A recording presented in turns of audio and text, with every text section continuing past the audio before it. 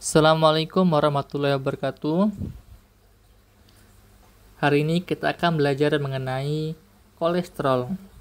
Sebelum itu, mari kita renungkan ayat berikut ini, yang artinya, dan ingatlah kisah Ayub ketika dia berdoa kepada Tuhannya.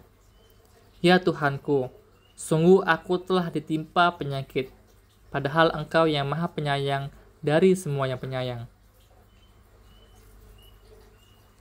Baiklah, kita akan belajar mengenai kolesterol. Apa itu kolesterol?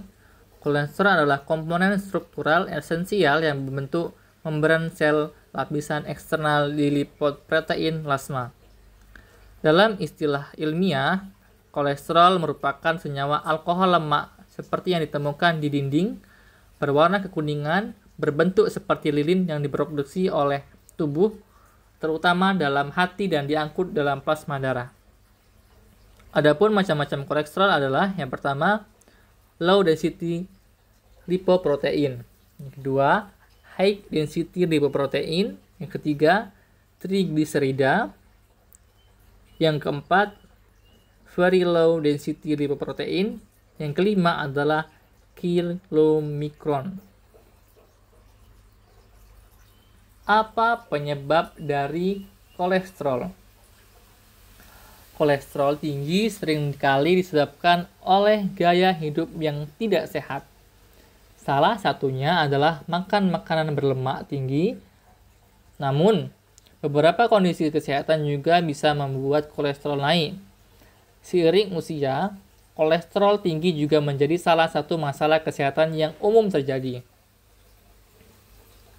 Adapun obat tradisional yang bisa kita pakai untuk mengobati kolesterol.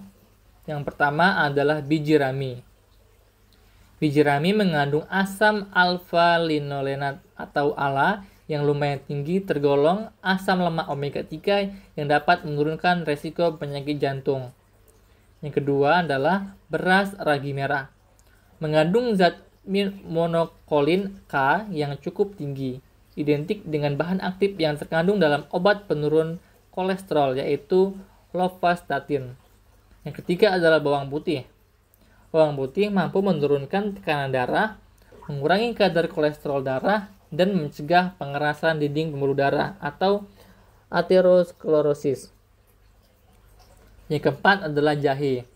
Jahe dapat menurunkan kadar kolesterol dan trigliserida, dapat juga menurunkan kadar kolesterol jahat atau LDL dan meningkatkan kolesterol baik.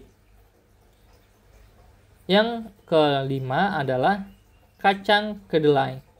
Salah satu sumber protein yang rendah lemak, artinya bisa dijadikan pengganti makanan berlemak seperti daging sapi.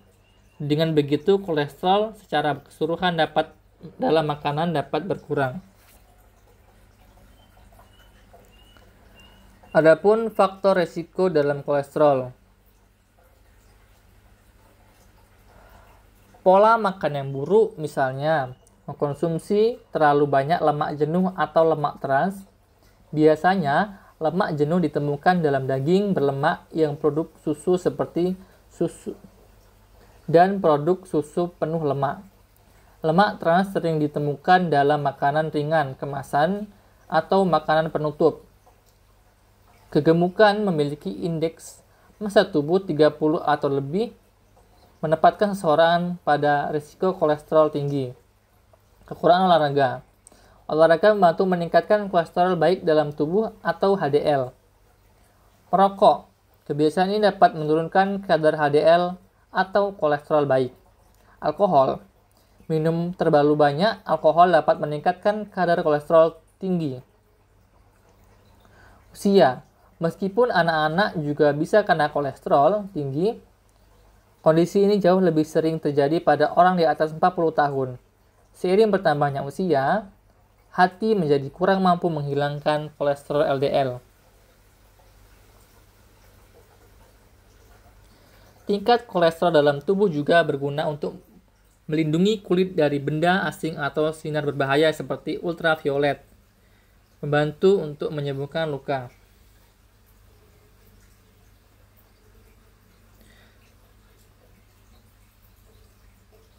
Adapun kegunaan lain adalah berperan penting dalam proses biokimia seperti sintesa hormon steroid, juga membantu produksi hormon yang diperlukan untuk pertumbuhan individu.